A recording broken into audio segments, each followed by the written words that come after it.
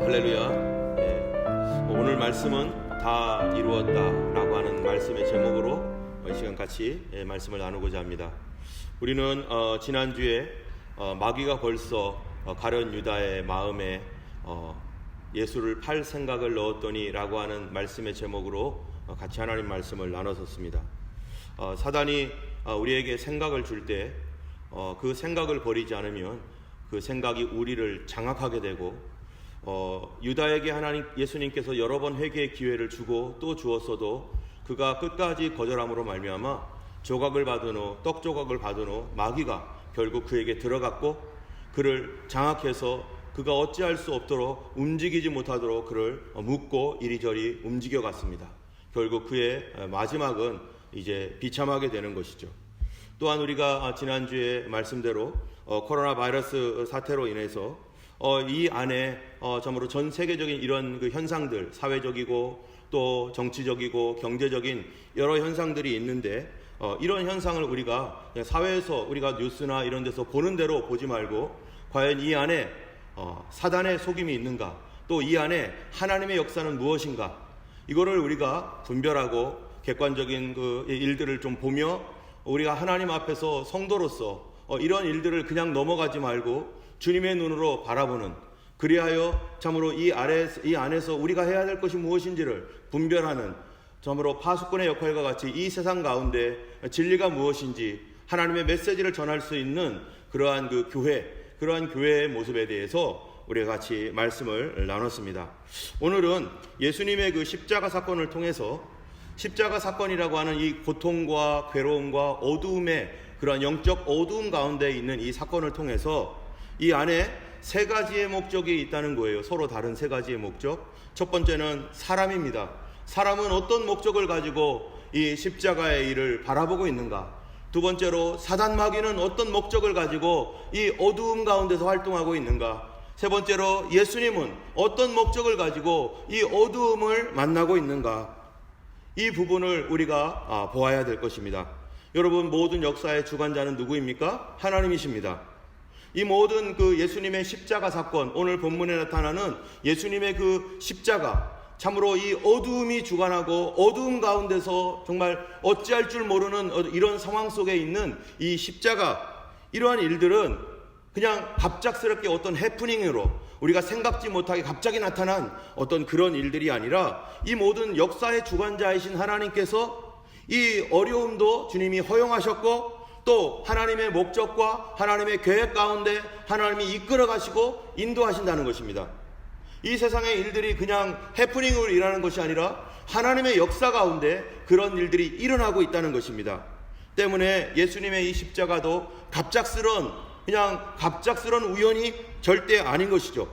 하나님은 그 일에 대하여 이미 계획하셨고 예수님이 이미 말씀하셨어요. 여러분, 요한복음 10장 18절에 보면은 사람들과 예수님과 이게 디베이트를 합니다. 그러면서 예수님이 내가 하나님이고 내가 아브라함이 있을 때부터 있기 전부터 내가 있었다, 이런 얘기들을 막 하면서 사람들 가운데 옥신각신하고 어떻게 저런 말을 할 수 있느냐 이럴 때 사람들이 예수님께서 뭐라고 했냐면 내가 너희들을 위하여 내가 목숨을 버릴 것이다. 제자들에게 막 그런 얘기를 해요.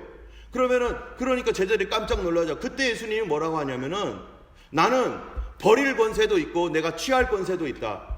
그러나 나는 내가 스스로 나를 버리노라. 그 얘기는 뭐냐면은 예수님께서 지금 십자가 질 준비를 다 하고 계시고 내가 앞으로 너희들을 위하여 죽을 것이다, 속죄의 제물이 될 것이다 라는 것을 미리 주님께서 그 일이 있기도 전에 먼저 말씀하신다는 것입니다. 또 요한복음 7장 28절에서 30절에 보니까 예수님께서 여러 가지 사람들과의 대화와 말 가운데 사람들이 말도 안 된다고 하면서 네가 어떻게 하나님의 아들이냐, 너가 어떻게 하나님이냐 막 이랬을 때 사람들이 막 잡아서 예수님을 끌고 가가지고 예수님에게 어려움을 줄 수도 있었어요. 그런데 사람들이 아무도 잡지 못합니다. 그 일에 대하여 왜 그들이 예수님을 함부로 그때 잡아서 참으로 어렵게 하고 또 죽이려고 할지라도 그렇게 못했는가? 30절에 보면은 그들이 예수를 잡고자 하나 손을 대는 자가 없으니 이는 그의 때가 아직 이르지 아니하였습니다. 주님의 때가 있다는 거예요. 주님께서 어떤 때를 준비해 놓고 있고, 그런데 그 때가 되기 전에는 주님께서 절대 잡힐 수도 없고 사역을 중단하지 않습니다. 그런데 그 어떤 때가 있는데 그 때가 되지 않았기 때문에 아무도 예수님을 손 못 댔다는 것입니다. 또 예수님께서 이제 겟세마네 동산에서 정말 그 때가 되어서 잡혔었을 때 이 베드로가 칼을 들어가지고 예수님을 지키려고 이 앞에 오는 사람들을 막 그냥 대항할 때 예수님이 하신 말씀이 뭐냐면은 마태복음 26장 53절에 이렇게 말합니다. 너는 내가 내 아버지께 구하여 지금 12군단이나 더 되는 천사를 보내시게 할 수 없는 줄로 아느냐? 하늘의 천군 천사라고 하죠. 하늘의 천군 천사를 보내어서 나를 지키라고, 나를 지켜달라고 말할 수 없는 줄 아느냐? 그런데 만약 그렇게 해서 그들이 나를 지켜준다고 하면 성경에 이런 일이 있을 것이라고 하는 그 말씀이 어떻게 이루어지겠느냐? 성경에 어떤 말씀이 있습니까? 예수님께서 우리를 위하여, 메시아가 우리를 위하여 고난을 당하시고 십자가에 못 박아 죽으실 것이라는 그런 암시들이 구약 성경에 굉장히 많습니다. 그런데 그런 일들이 일어날 것이다라고 하는 이 말씀이 어떻게 되겠느냐? 나는 이 말씀을 이루기 위해서 왔느니라. 이렇게 주님이 말씀하시는 거죠. 누가복음 22장 53절에도 보면은요, 이제 예수님께서 정말로 이제 유월절이 다가와서 예수님이 곧 십자가를 지어야 될 때가 이제 가까이 온 줄 아시고 며칠 남지 않은 줄 아시고 예수님이 하신 말씀이 뭐냐면은 이렇게 말합니다. 내가 날마다 너희와 함께 성전에 있을 때에 손을 대지 아니하였도다. 그러나 이제는 너희의 때요 어둠의 권세로다.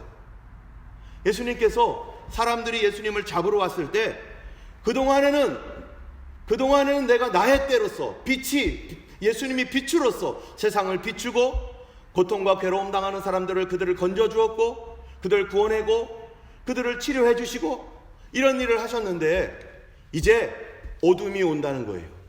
이제 밤이 온다는 거예요. 이 밤은 누가 준비하신 밤인가? 이거는 주님이 준비하신 밤이라는 거예요. 하나님께서 준비하신 밤, 이 밤이 오니 이제는 어둠의 권세가 이제는 활동할 것이고 이 어둠의 권세가 많은 사람들을 속일 것이고 내가 이 어둠 속으로 들어갈 것이다 라고 예수님께서 말씀합니다. 여러분, 역사의 주관자는 누구입니까? 사람이 아닙니다. 환경이 이렇게 바뀌고 저렇게 바뀌고 시대가 IT 시대로 가고 뭐 더 높은 어떤 시대로 가더라도 이 역사를 주관하시는 분은 세상을 만드신 하나님이시고 그가 하나님의 목적과 하나님의 생각을 가지고 세상을 움직여 가시는 그 하나님이신 것입니다. 그 당시 예수님을 죽이려고 했었던, 예수님을 미워했던 그런 많은 종교 지도자들이나 이런 사람들이요, 예수님을 유월절날 죽이려고 하지 않았었습니다. 마태복음 26장 5절에 보니까 이 밀란이 일어날까 하노니 이번 명절, 다시 말하면 유월절을 말하는 거죠. 이번 명절에는 하지 말자. 그들도 명절에 사람들이 모여 있으니까 그때 예수님을 십자가에 못 박아 죽인다든지 어떠한 예수님께 해를 끼치면 예수님을 따르는 많은 사람들이 있으니까 밀란이 일어나서 문제가 생길 것 같으니까 하지 말자. 그런데 그 날을 준비하신 분 누구예요? 사람이 아닙니다. 예수님을 미워해서 죽이려고 했던 사람들도 그 날은 하지 말자고 했는데, 그런데 그 날을 준비하신 분은 하나님이시고 그 어두움은 오고야 말 것이고 그 어두움 속으로 예수님은 들어갈 것이고 제자들은 그 어두움 속에서 참으로 여러 가지 어려움을 당할 것이고 이런 일들은 역사를 주관하시는 하나님이 그 일을 진행하고 계신다는 것입니다. 그러면 그 하나님께서 그 일을 언제부터 준비해 놓으셨는가? 창세기 3장 15절에 이 아담과 하와가 범죄한 뒤에 하나님께서 그들에게 하셨던 말씀이 뭡니까? 바로 여자의 후손이 이 뱀의 머리, 너의 뱀의 머리를 상하게 할 것이고 뱀은 너는 그의 발꿈치를 상하게 할 것이다. 바로 뱀이 예수님의 발꿈치를 상하게 하여서 예수님을 고통을 주고 예수님을 십자가에 못 박는 그 일들을 할 것이다 라고 이미 하나님께서 말씀하셨는데, 그 뱀의 머리를 부수기 위해서 주님께서 기꺼이 어디로 들어가는 거예요? 바로 이 어둠 속으로 들어가고 계시다는 것입니다.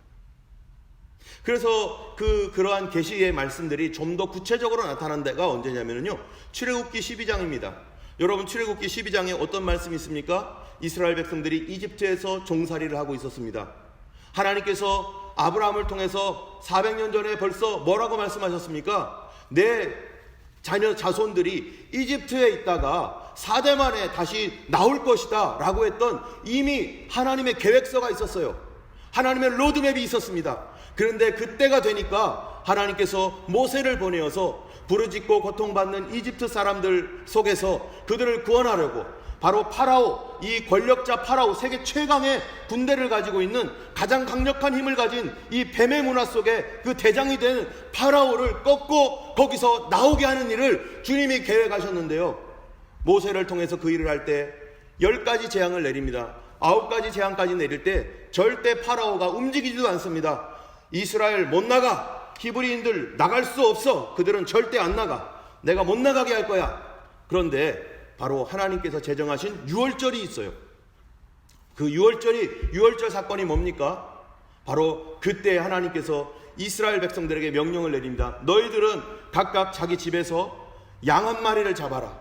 이 양을 잡아가지고, 이 양을 잡아서 이 피를 빼가지고 문설주에다 바르고 그 문설주 안에 들어가서 이 양고기를 그날 밤에 다 먹어라. 그 어두움이 많은 그날에, 어두울 때 너희들은 이 집에 들어가서, 어린 양의 피가 발라져 있는 이 집에 들어가서 양고기를 먹으면서 그날을 기다리고 있어라. 절대로 바깥에 나가지 말아라. 이 메시지가 이 이스라엘 전역에, 이스라엘 사람들 전역뿐만 아니라 또 어디까지요? 이 이집트 사람들에게까지도 퍼졌습니다. 어떤 이집트 사람들은 이 말을 믿고, 와, 이스라엘의 하나님 여호와 하나님은 정말 하나님이야. 우리가 양을 잡아서 우리도 무섭다, 우리도 이 양을 잡아가지고 이 먹자, 그리고 우리도 들어가자 하는 사람들이 있었는가 하면은, 어떤 사람들은 그런다고 되겠어? 말도 안 돼. 왜 그날 무슨 일이 일어날 텐데, 뭐야 도대체? 무슨 일이 일어날지 아무도 모르죠. 근데 하나님은 그런 명령을 내리셨어요. 파라오 편에 있었던 사람들은 뭐야 또 무슨 재앙일까 궁금해하지만 그들은 그날 하나님 말씀대로 순종하지 않았습니다. 이스라엘을 장악하고 있는 사단의 권세를 상징하는, 뱀의 권세를 상징하는 파라오는 그날 저녁에 무슨 일을 당합니까?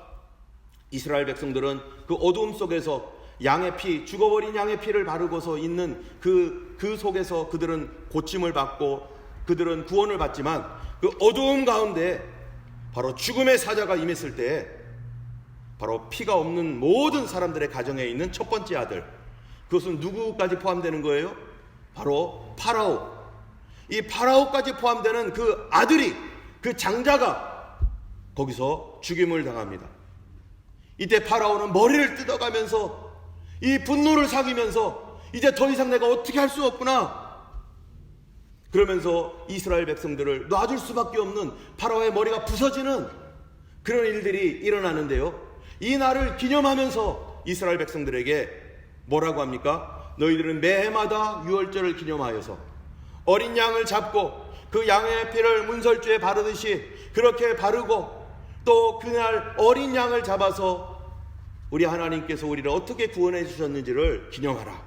그래서 이스라엘 사람들은요, 2000년 동안 1월 14일, 종교력으로 1월 14일 되면은 오후 3시에 어린 양을 잡아서 그렇게 자기들이 그날 저녁에 마치 이스라엘 백성들이 파라오 때 이집트에서 그렇게 자기 집에서 먹듯이 그렇게 어린 양의 고기를 먹으면서 그날 저녁을 지내는 것이죠.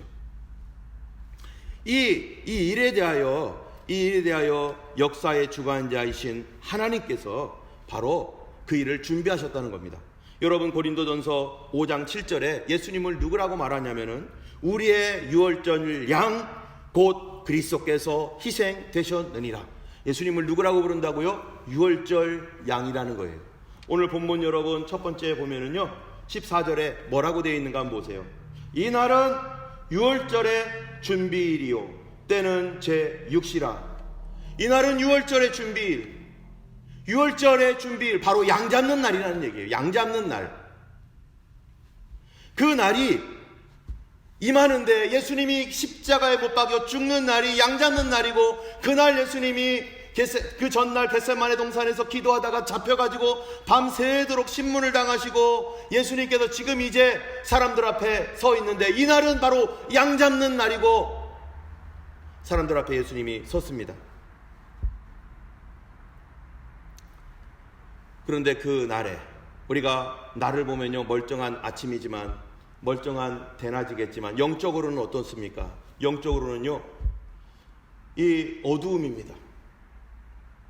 영적으로는 사단이 역사하는 어두움이 짙게 깔린 저녁 밤입니다. 또 영적으로 보면요, 시대가 바뀌는 전환점입니다. 어떻게 해요? 구약에 있는 하나님의 모든 예언의 말씀, 모든 절기, 제사, 이 모든 것들이 이제 예수님의 십자가로 다 모아지고 성취되는 바로 그날, 예수님의 십자가 사건이 완성되는 그날, 그 역사적 전환점, 영적 전환점이 있어요. 그래서 모든 신약과 구약은요, 예수님의 십자가를 중심으로 해서 그 이전과 그 이후로 바뀌는 것이죠.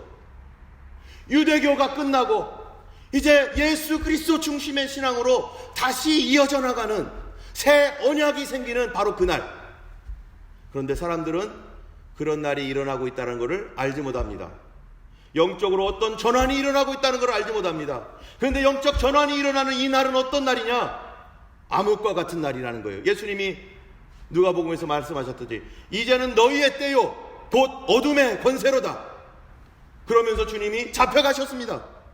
이제는 어두움이 짙게 깔리고 어두움이 사람들을 붙들고 이 어두움으로 사람들이 고통을 받는 그 밤. 여러분, 밤이 되면요 누가 활동합니까?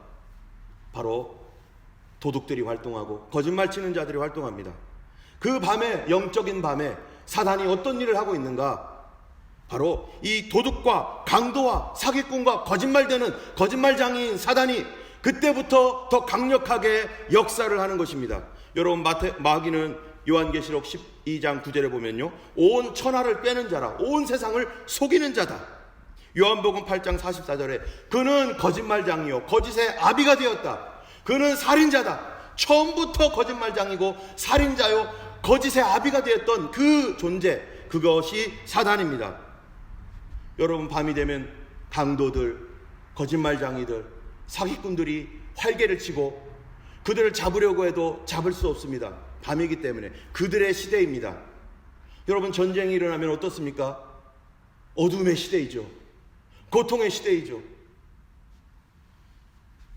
그런데요, 사단은요, 이 어두움 속에서 자기의 나를 강력하게 이루고 자기의 일들을 이루고 자기의 목적을 이루기 위해서 계속해서 어두움이 사람들을 지배하는 것이죠. 영적 어두울 때 과연 사단은 어떻게 활동하는가? 여러분, 베드로전서 5장 8절에 보면요, 근신하라 깨어라, 마귀가 우는 사자와 같이 두루 삼킬 자를 찾으러 다닌다. 이 어두움의 때에 상처받고 또 연약하고 이런 사람들을 찾아서 그들을 이용하고 그들을 잡아버리고 그들로 하여금 무너지게 만들고 그들로 하여금 신앙에서 떠나게 만들고 그들로 하여금 이제는 인생을 포기하게까지 만들고 그들로 하여금 이제는 모든 것을 내려놓게 만들고.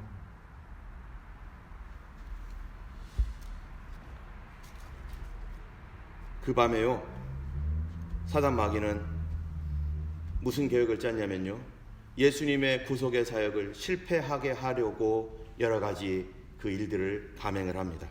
그런데 그 일이 바로 예수님을 죽이는 계획이었어요. 그런데 그 일에 어떻게 일을 하고 있느냐면요, 사단은 자기가 직접 전면에 나서지 않습니다. 사람을 이용합니다. 그 사람이 누굽니까? 바로 유다입니다.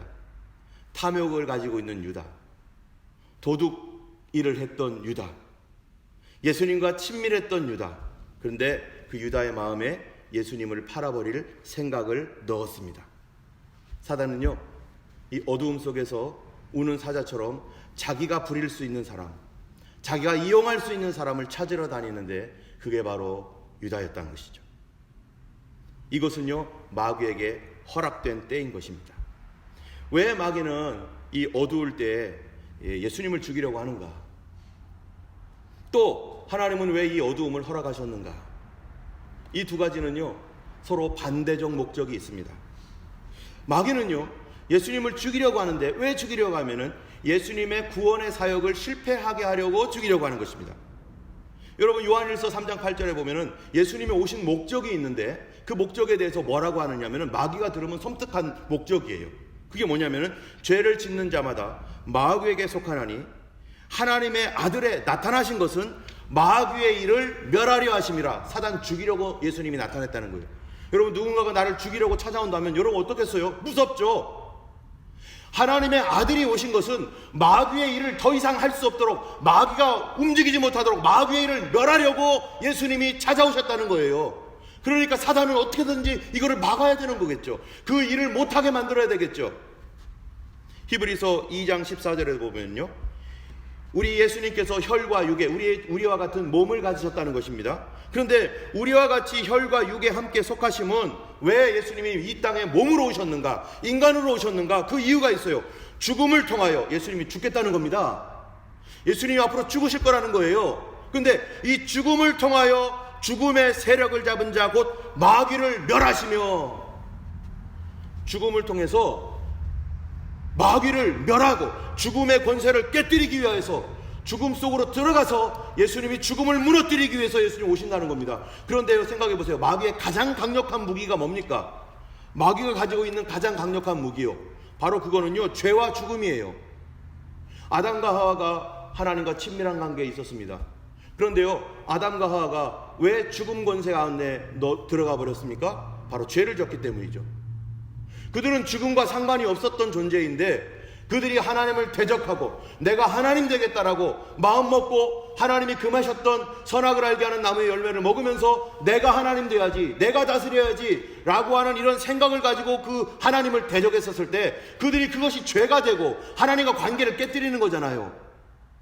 여러분, 두 사람 간에 좋은 관계가 있는데 이거 하지 말자고 약속해 놓은 것을 내가 깨뜨려버리면 관계 깨지잖아요. 더 이상 신뢰할 수가 없잖아요. 바로 그와 같이 하나님과 사람 사이에 맺어졌던 이런 신뢰의 관계를 사람이 깨버림으로 말미암아 더 이상 신뢰할 수 없는, 그리하여 범죄가 되고, 그래서 그 죄로 말미암아 인간은, 그 죄의 값이 뭡니까? 죄의 삭은 사망이요, 죄의 값으로 사망이 오고 이 사망 아래 매어있는 인생이 될 수밖에 없었던 것이고, 그 사망이 육신의 사망에서 끝나는 것이 아니라 영적인 영원한 사망으로 묶여버리는데, 그 강력한 무기가 뭐냐? 그 사람이 죄를 지음으로 갇힌 감옥이 어디냐? 바로 죽음이라는 것입니다. 죽음이라는 감옥에 갇혀서 한 번 죽으면 영원히 못 나오는 이런 감옥.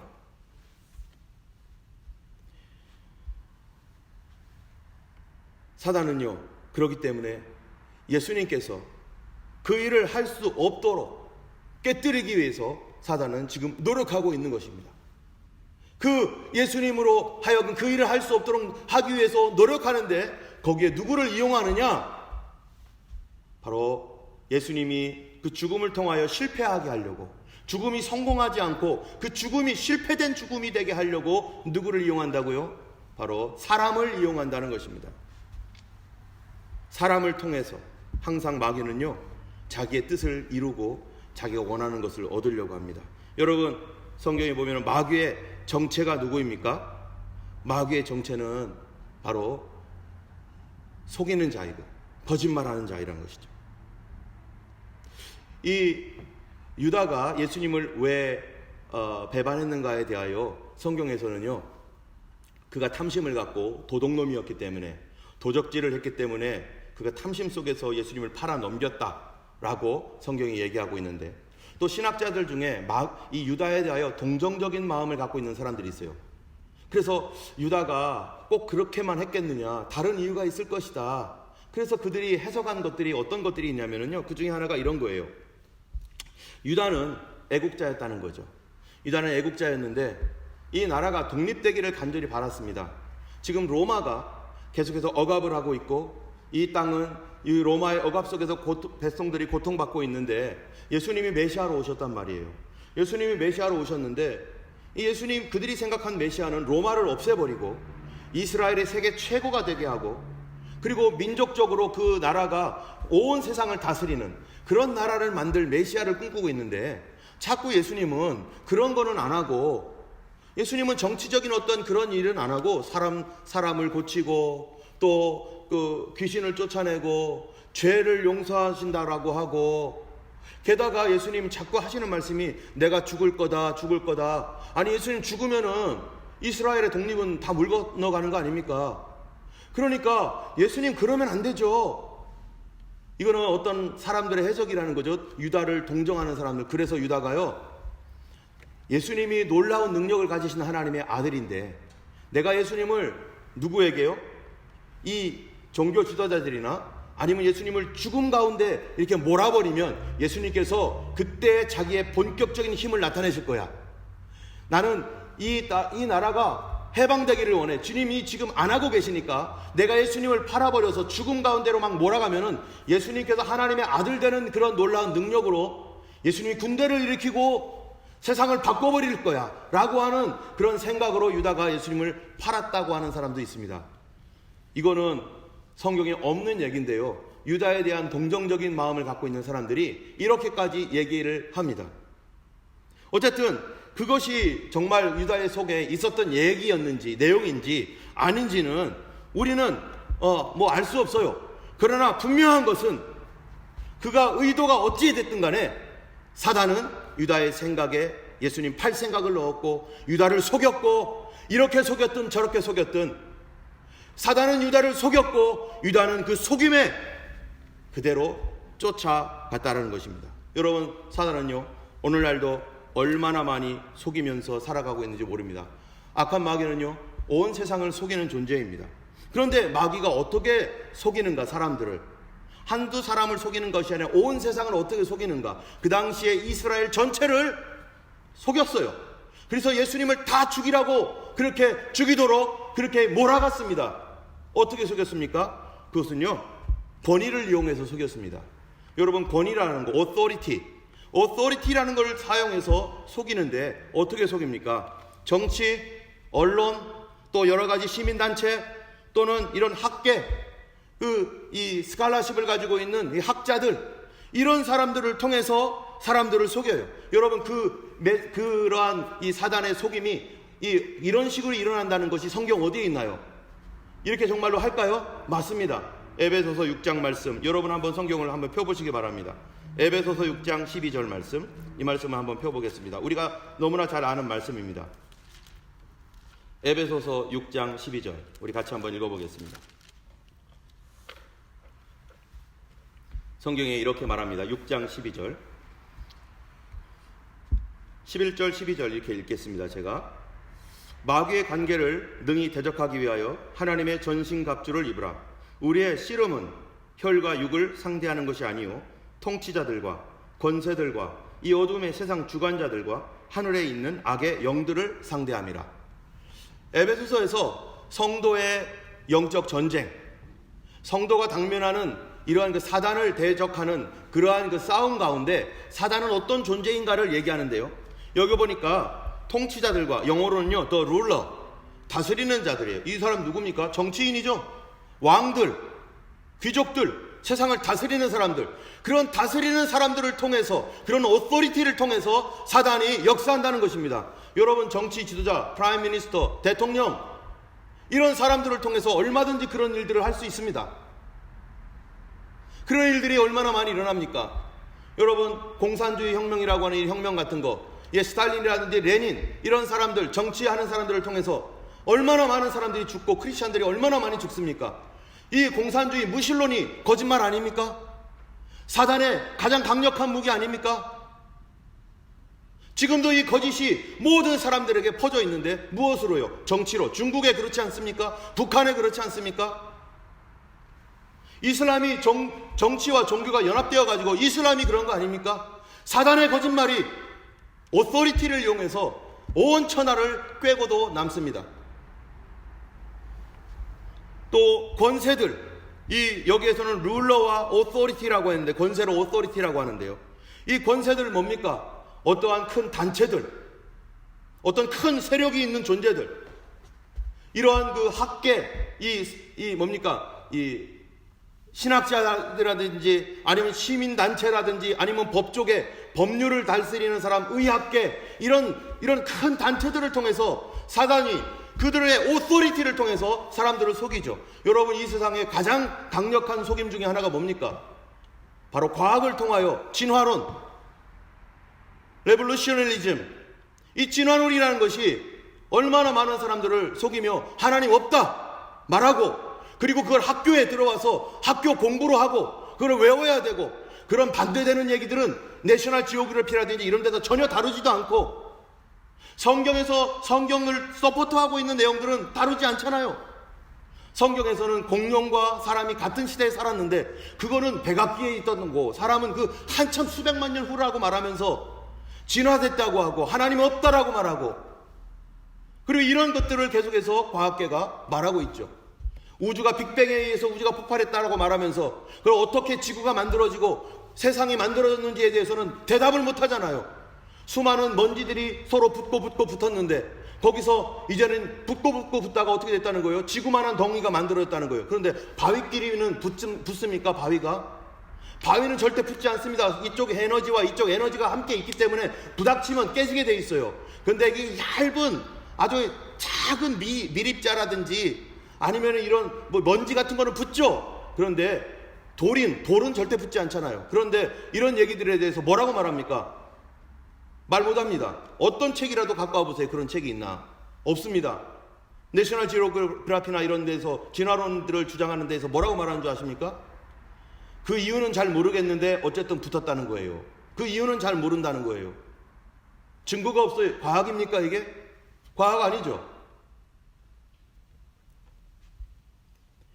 이러한 종교계, 이런 것들로 통해서 사단은요, 자유주의 신학이라고 하는 이런 신학들, 그래서 예수 그리스도의 부활을 부인하고 그런 거를 이성적인 어떠한 것으로 사람들에게 가르쳐주고, 그래서 예수님의 부활을 부인할 뿐만 아니라 이제는 부활이 부인되니까, 부활을 디나이 하니까 모두 부인합니까? 성경의 기적을 다 부인하고, 성경 기적을 다 부인하니까 기독교는 윤리적 종교, 도덕적 종교로 변질시키고 천국도 지옥도 없는, 또 요즘에는 동성애가 얼마나 합법화되어 가지고 전 세계를 흩트리고 있습니까? 하나님께서 창조하신 원리에 반하는 이런 동성애를 교회가 받아들이고 있어요. 왜 받아들입니까? 학문이라는 이름으로요, 포용이라는 이름으로요. 여러분, 소수자의 인권 얘기합니다. 여러분, 소수자가 항상 옳습니까? 성도들은 거기에 빠지면 안 되는 거죠. 진리를 선택해야지 다수라고 나쁜 거고 소수라고 항상 옳은 거, 그런 거 아니잖아요. 그런 카테고리를 만들어 가지고 사람들을 옥죄고 진리가 아닌 것에 다른 컨셉을 세워서 그렇게 하는 이런 모든 것들이 사단의 거짓말 아닙니까?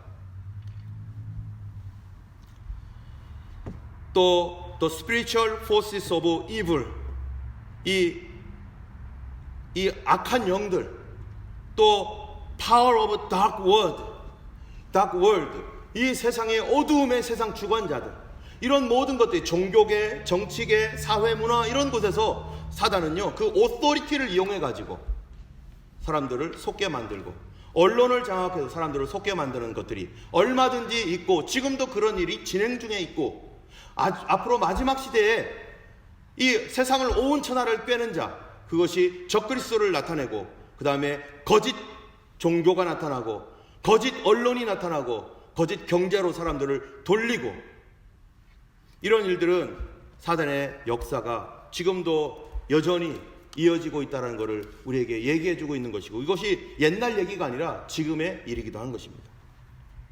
어쨌든 마귀는요, 유다를 이용해서 예수님을 팔게 합니다. 사단은요, 사람을 이용합니다. 유다의 욕심을 이용합니다. 유대의 잘못된 생각을 이용합니다. 또 사단은요, 그 당시에 예수님을 죽이기 위해서 종교 지도자들을 이용합니다. 그래서 대제사장, 서기관, 바리새인, 율법학자들, 여기 다 있죠. 오토리티가 다 있습니다. 학계, 법조계 다 있습니다. 이런 사람들을 이용해 가지고 사단은요, 자기가 원하는 게 뭐냐, 지금 예수님을 십자가에 못 박아 죽여서 그 일이 실패되도록 하는 거예요. 그냥 예수님이 죽을 텐데 죽는 일 자체가 실패가 되도록 계속해서 궁리하면서 그 일을 이뤄나가는 것이죠.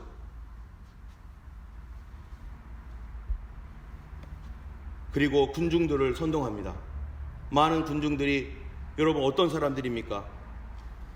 예수님께서 그들을 사랑하셨고 그들을 돌봐주셨고 했던 이스라엘 이 백성들이요, 예수님께서 이 예루살렘으로 들어오실 때 그들이 종려나무 가지를 꺾어다가 호산나 호산나 다윗의 자손이여 호산나 이렇게 외쳤던 이런 군중들, 여러분, 이런 군중들을요, 사단이요 어떻게 이용합니까? 바로 예수님을 대항하게 만들고, 예수님을 죽이라고 만들고, 예수님을 포기하게 만들기 위해서 악한 영은요 사람을 사용합니다. 오늘날 교회를 죽이는 일도요 이런 식으로 가능한 것이죠. 이 과정을 통해서 예수님이 포기하기를 원하는 것입니다. 여러분, 한번 생각해 보세요. 예수님께서 이제 그 어두움 속으로 들어가고 있는데 사단은 자기의 모든 것을 동원해서 예수님의 죽음을 실패한 죽음으로 만들고자 지금 여러 가지를 바꾸고 있습니다. 사람들을 선동합니다. 그때 군중들에게 어떻게 선동했겠습니까? 여러분, 여기에 보면은요, 이 대제사장 중 하나가 예수님을 죽이기 전에 이런 얘기를 해요. 한 사람이 죽어서 여러 사람이 사는 것이 옳도다. 너희들 그걸 알지 못하느냐? 이게 무슨 말인 줄 아세요? 예수님이 왕이다 하니까 사람들이요, 예수님을 유대인의 왕, 예수님을 이 땅의 왕 이렇게 생각을 하는 거예요. 그렇게 되면 무슨 일이 생기느냐? 바로 로마가요, 그 소문을 들으면 로마가 쳐들어온다는 거예요. 유대 민족들이 왕을 중심으로 모이기 때문에 이 왕이 혁명을 일으키면 이 로마가 골치 아프니까 유다의 군대가 쳐들어와 가지고 이거를 싹쓸이 할 것이다. 그러니까 한 사람 그냥 죽여버리자. 예수님 메시아, 이거 우리 시대에 메시아가 오면 이 로마와 전쟁을 해야 돼. 그러니까 안 돼. 예수님 죽여야 돼. 이 얘기를요 군중들에게 쫙 퍼뜨리는 거죠. 그러면 군중들은 예수님의 나라가 하나님의 나라인데, 예수님은 메시아로 오셨는데, 군중들은 로마 군대가 온대.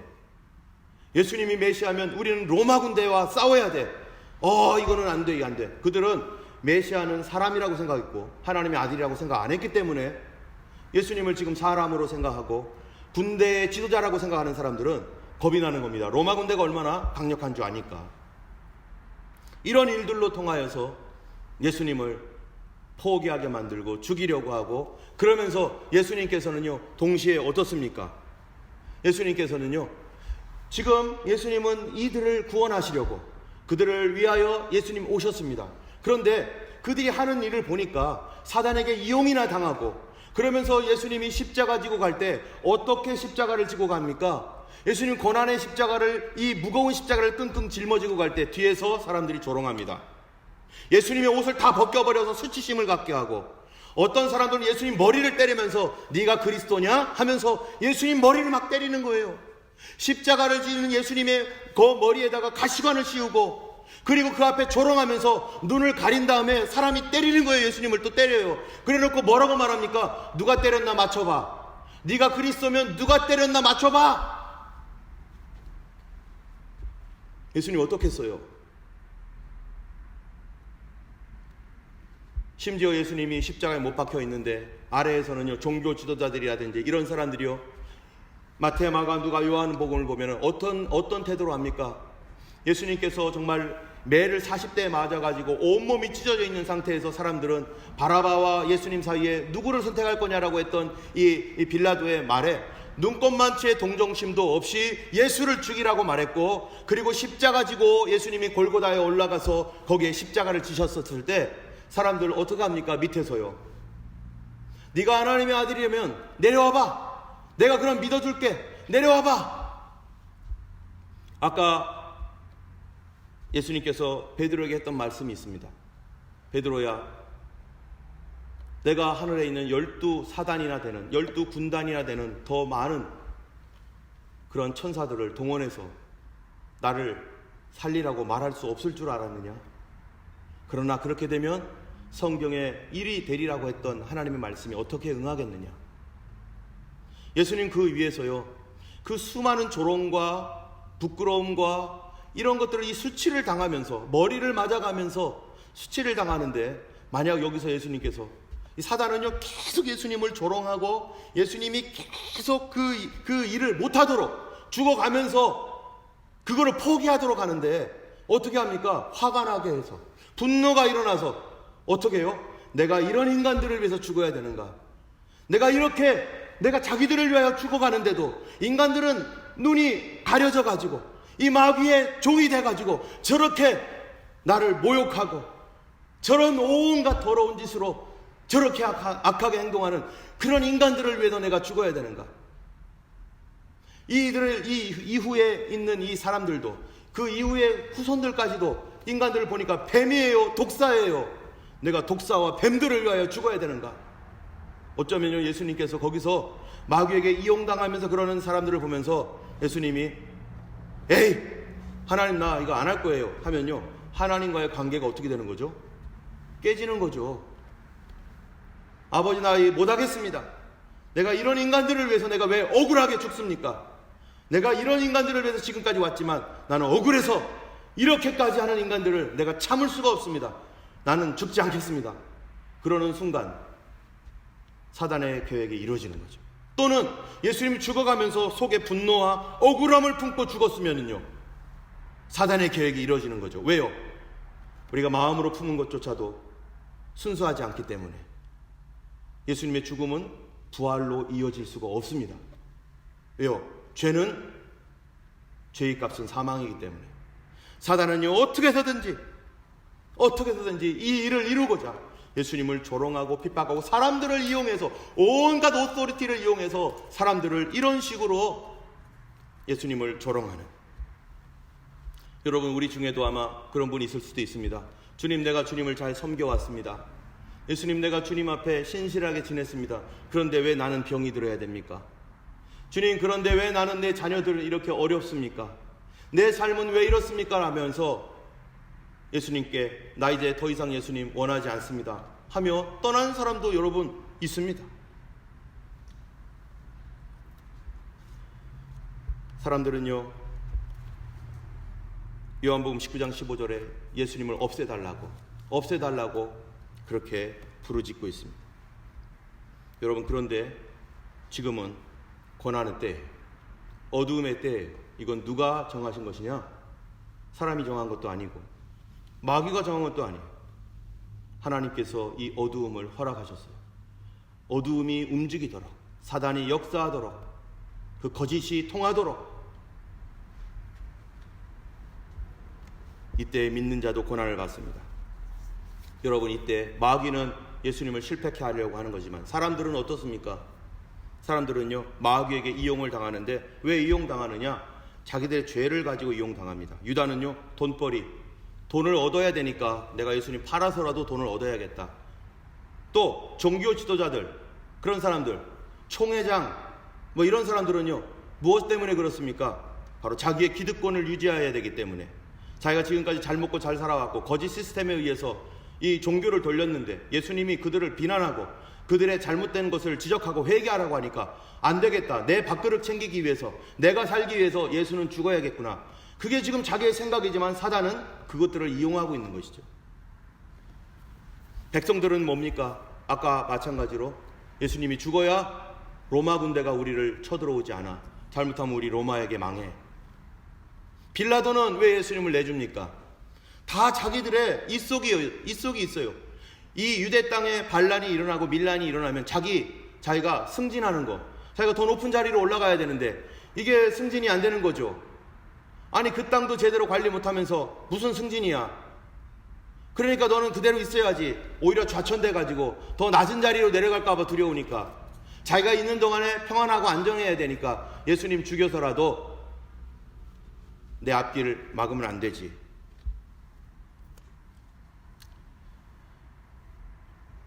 이 사단은요, 오늘날 사람을 이용해서 예수님을 실패케 하고 자기들의 그 뜻을 이루기 위해서 지금도 일하고 있습니다. 여러분, 오늘날 우리 교회는요, 예수님의 몸입니다. 예수님의 몸으로서의 교회는 예수님의 일을 대신하고 있어요. 지금 예수님의 일을 교회가 대신하고 있습니다. 여러분, 사단이 이 세상을 공격하면 누구 무너뜨리려고 하겠어요? 세상을 속이고 어두움이 임하면 누구를 무너뜨리려고 일하겠습니까? 백성들, 물론 백성들이 어려움을 당할 수 있죠. 그러나 가장 중요한 거는요, 마귀는요, 교회를 무너뜨리려고 합니다. 왜 그렇습니까? 예수님께서 이런 말씀하셨어요. 복음이 온 천하 만국에 전파되어야 하리니 그제야 끝이 오리라. 여러분, 끝이라는 게 뭡니까? 사단이 잡혀서 영원한 지옥 형벌로 떨어져서 이제는 다시는 못 나오는 사단의 심판입니다. 예수님의 십자가는 사단의 머리를 밟아서 예수를 믿는 모든 사람들을 그들이 꼼짝없이 내놔야 되고 그들이 손 못 쓰게, 그래서 그들을 구원하기 위한 예수님의 십자가였지만, 이제 마지막 때에 오는 이 예수님의 다시 오심 재림은 사단을 완전히 밟아가지고 영원한 지옥으로 그 대가를 치르게 하는 그런 심판이 있는 거예요. 그런데 그게 언제냐? 복음이 땅 끝까지 전파되어야 되는데, 그런데 이 복음은 누가 전파합니까? 바로 교회가 전파합니다. 사단이 노리는 게 뭡니까? 자기를 죽이려고 오는 시간들이 점점점 가까우고 있고, 교회가 점점점 가까우고 있을 때, 복음이 전파되어질 때 사단은 두려운 거죠. 이때 누구를 없애야 돼요? 교회를 없애야 되는 거죠. 교회 예배 못 드려야 되는 거죠. 어떤 수단과 방법을 동원해서라도 교회는 못 모여야 되는 거죠. 교회가 선교가 좌절이 돼야 되고, 교회는 그것 때문에 어려워져야 되고, 믿는 사람들이 다 흩어져 버려야 되고, 믿음을 잃어버려야 되고, 다시는 예수님께로 돌아오지 않아야 되는 것이고, 교회는 힘을 잃어버려야 되는 것이죠. 마귀의 타겟은 바로 교회입니다. 여러분, 지금 코비드로 인해서 여러 가지 어려움이 있습니다. 세상도 다 어렵고요, 락다운돼서 경제적으로 어렵고 정치적으로 그렇고 모든 것이 어렵습니다. 그런데 여러분, 여기에서 가장 포커스는 어디에 있을까요? 바로 교회입니다. 마지막 때 교회의 불을 꺼버리면, 교회만 무너지면 이 세상이, 사단이 마음껏 활동할 수 있는데, 교회가 성경 가지고서 사단이 활동하고 있다고 말하고 이런 건 잘못했다고 말하는 선지자적인 역할을 하고 파수꾼의 역할을 하니까 사단이 활동하려고 해도 제대로 활동할 수가 없는 상황이 되니까 교회를 무너뜨리고 깨뜨려야 되는 거예요. 여러분, 북한 공산주의가 북한을 장악했을 때 제일 먼저 했던 게 뭡니까? 교회를 다 무너뜨렸습니다. 교회를 이용해서 교회를 무너뜨리고, 그 이용했던 교회를 나중에는 없애버리고, 소련도 마찬가지고요, 중국도 마찬가지고요. 이런 코비드 사태 가운데 우리가 생각할 것이 뭡니까? 사단은요, 분명히 어둠을 통해서 지금 분명한 어두움들이 활동하고 있습니다. 그런데요, 우리 여기 있는 백성들, 이 나라의 지도자들, 이게 뭔지 잘 모르죠. 당연히 모르죠. 그들이 어떻게 알겠습니까? 이게 무슨 상황인지. 그냥 전 세계적 상황이고 전 세계가 이렇게 되고 있구나 라고 하는 그러한 막연한 그런 두려움 속에 있죠. 코로나가 이렇게 번지고 있으니까 두렵다, 무섭다, 그러면서 사람들은 나름대로 연구도 하고 벌써 1년이 훨씬 넘었습니다. 이젠 어느 정도 뭔가 결론이 나와야 되는데 결론이 나오지고 있지도 않습니다. 방글라데시라든지 인도라든지 이런 데서는요, 수많은 사람들이 죽어가고 있어요. 뭐 때문에요? 코로나 때문에. 우리가 지난주에는 이 선진국들을 주로 얘기했죠. 선진국들은요, 사망률이 낮아요. 그런데요, 의료시설이 부족한 곳, 코로나 때문이 아니어도 말라리아라든지 또는 뭐 어떤 이상한 질병만 오면요, 수없이 죽어요. 코로나의 문제가 뭡니까? 사람이 숨을 못 쉬게 되는 겁니다. 폐 기능을 망친다는 거예요.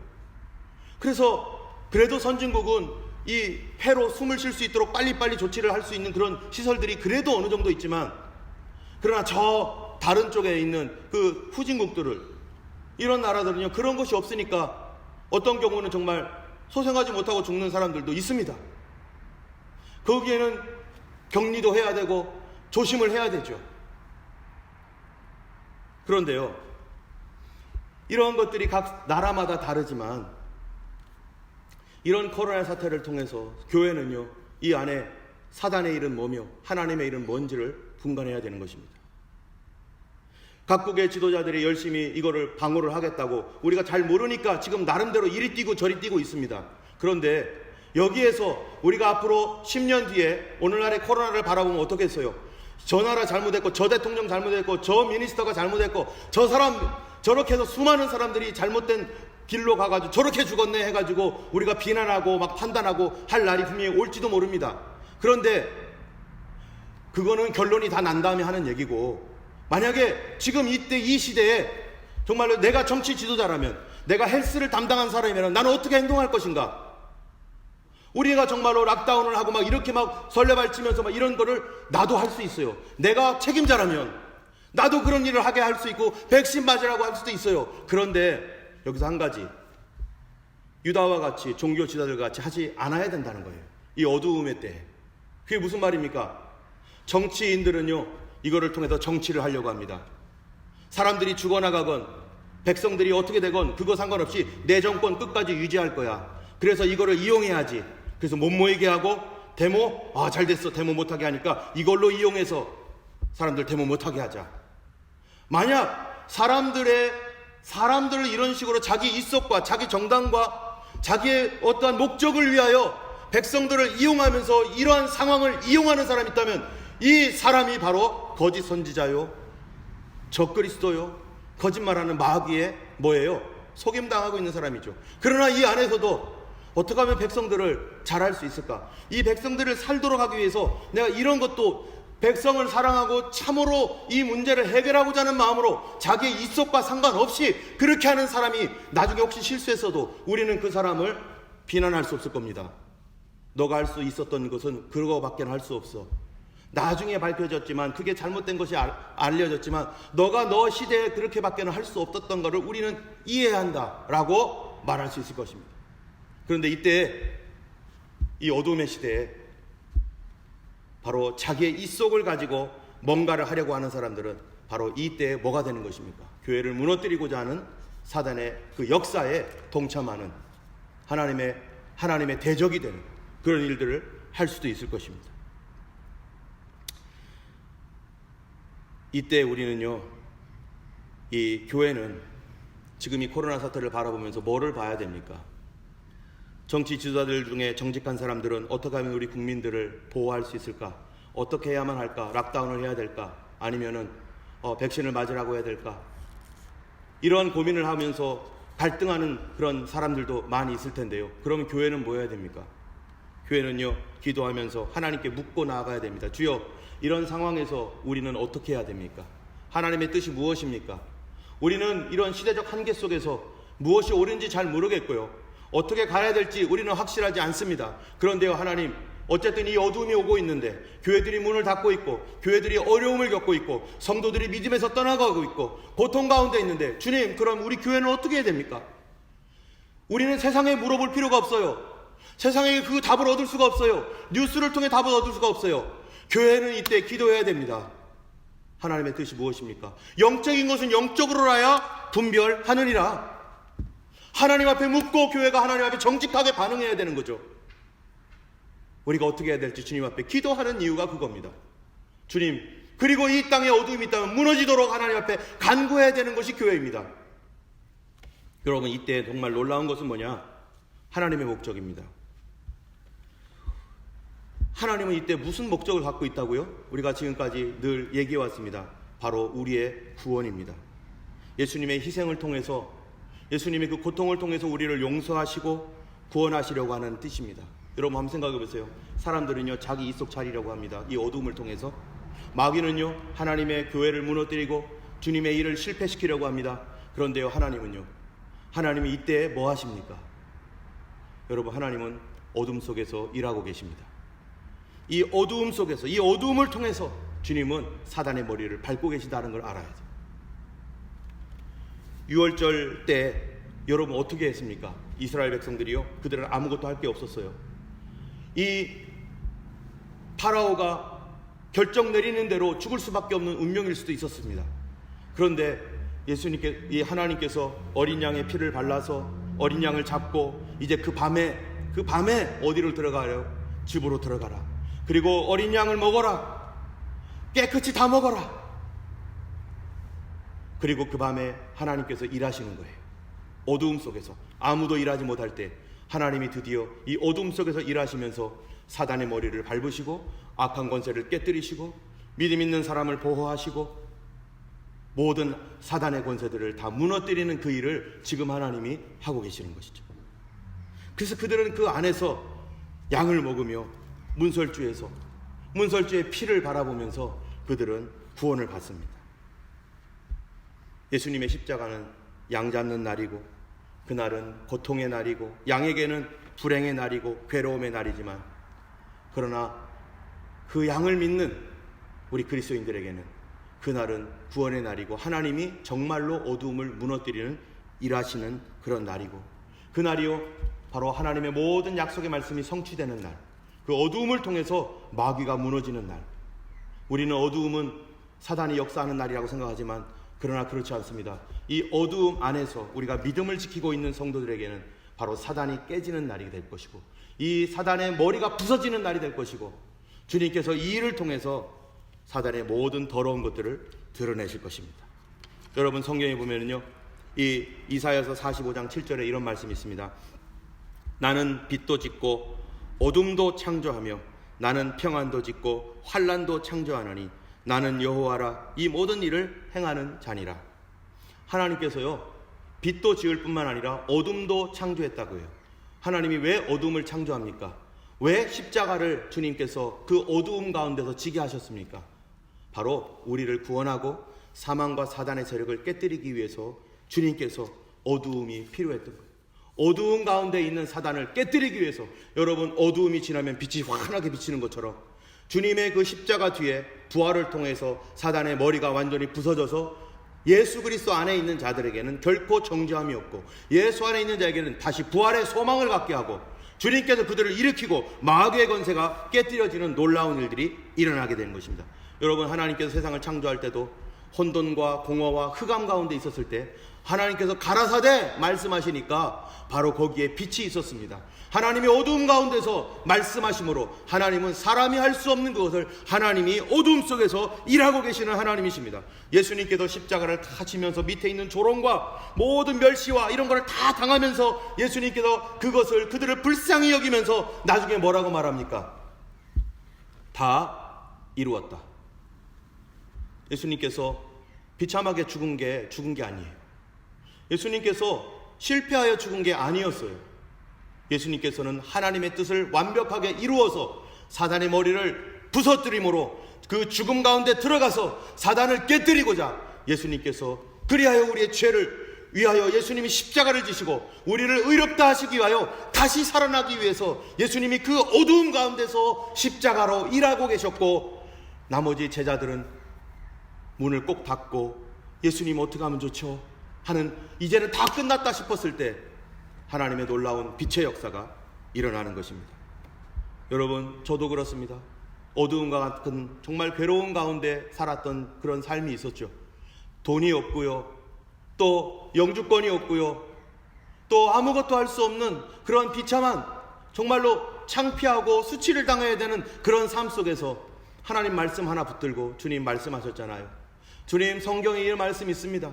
주님 약속하신 말씀 있습니다. 주님, 이젠 저는 더 이상 아무것도 할 수 없습니다. 내가 노력을 다했지만 더 아무것도 할 수 없는, 실패할 수밖에 없습니다. 그러나 나는 하나님 말씀 믿겠습니다. 주님 날 도와주세요 하며 우리 가족들과 함께 기도하고, 우리 하나님 앞에 홀로 교회에 나와서 흐느끼며 기도하고, 주님 나를 인도해 주세요. 어떻게 해야 됩니까? 이제는 저는 더 이상 할 것이 없습니다 라고 나의 일들을 다 마친 뒤에 우리 주님 앞에 그렇게 캄캄한 가운데서, 영적 어두움 가운데서, 은혜의 빛도 없고 위로도 없는 가운데서 하나님께 기도했을 때 결국 하나님께서요 빛을 비춰주시고 나의 믿음을 보시고 주님께서 완전히 반전을 이루시고 새롭게 하시는 일들, 그게 언제 일어났습니까? 나의 어두움 속에서 주님이 이렇게 해주셨습니다. 우리 각자마다 참으로 이 코로나는 이 세대의 어두움입니다.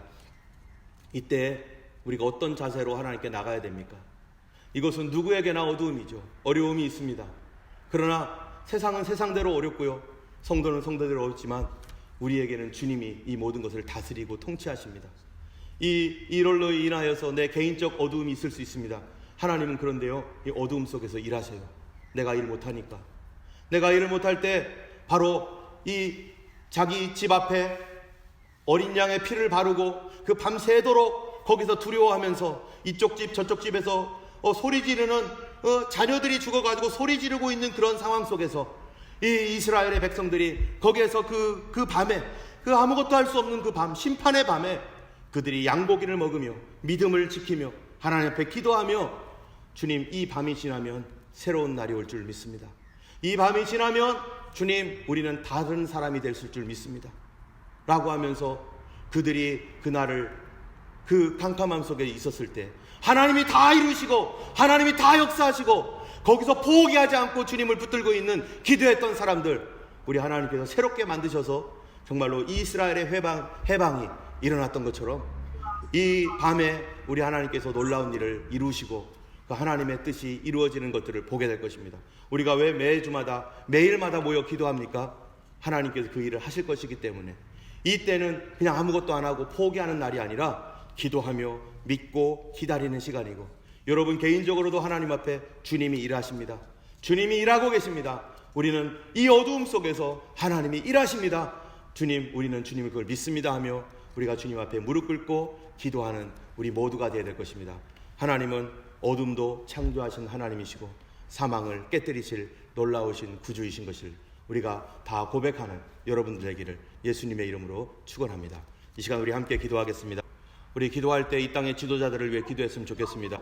그들이 이 어두움 속에서 백성들을 사랑하는 마음으로 그들이 최선을 다하여 그 일을 감당하도록 도와주시고, 하나님께서 지혜를 주시고 방향을 주셔서 그들이 어떻게 해야 할지 가르쳐 주시옵소서.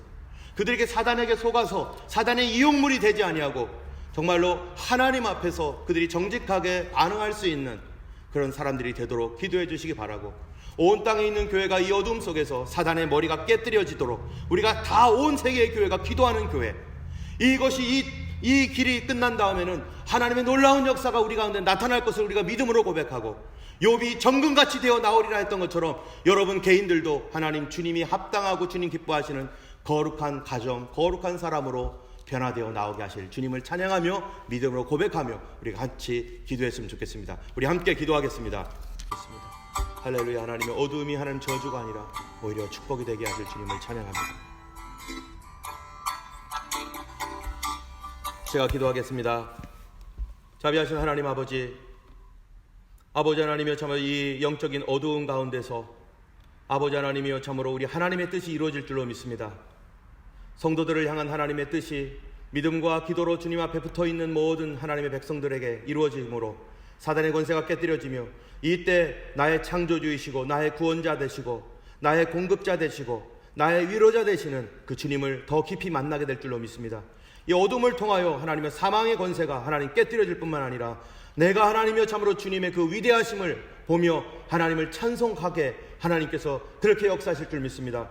아버지 하나님, 또한 우리가 내일부터 또 계속해서 하나님께 하는 이 기도 가운데 우리를 빚어주셔서 주님의 거룩한 형상으로 만들어 주시옵시고, 아버지 무엇보다 원하옵기는 이 땅의 지도자들에게 지혜를 주셔서 아버지 그들이 하나님 정직한 마음으로 아버지 정책을 입안하게 하여 주시고, 개인적 사리사욕과 자기의 목적과 자기 정당의 이익 때문에 백성들을 이용하여 팔아버리는 자들 되지 않게 하여 주시옵시고, 아버지 하나님 그들의 최선을 다하여 아버지 그 일을 감당할 때 하나님 그들에게 은혜를 주셔서 아버지 백성들을 위한 가장 좋은 길들을 열어주시고, 우리 스콧 모리슨 총리와 아버지 하나님의 NSW의 주지사와 하나님의 이 땅에 있는 모든 지도자들과 그들의 영적 멘토로서 있는 하나님 귀한 목회자들에게 하나님을 경외하는 마음 주셔서 아버지 백성들 사랑함으로 하나님 뜻 가운데서 하나님이 이 일을 아름답게 해결할 수 있는 능력을 부어 주시옵소서. 우리 대한민국도 기억하여 주시고, 아버지 하나님 이 땅에 있는 모든 그리스도인들 교회, 아버지 하나님 이것이 저주가 아니라 축복이 되며 오히려 하나님 교회를 새롭게 하며 영적인 하나님 새로운 계절을 맞이하여 하나님 주 예수 그리스도를 오심을 영접할 수 있는 준비가 되는 교회가 되게 하시고 성도들이 될 수 있도록 도와주시옵소서. 이제는 우리 주 예수 그리스도의 놀라우신 은혜와 하나님 아버지의 크신 사랑과 성령님의 감화 감동 위로 인도 교통하심이 이 어둠의 때에 참으로 세상의 불을 밝히고 믿음으로 살기를 원하는 모든 주의 백성들 머리 위에 이제부터 영원토록 함께 하시기를 간절히 축원하옵나이다. 아멘.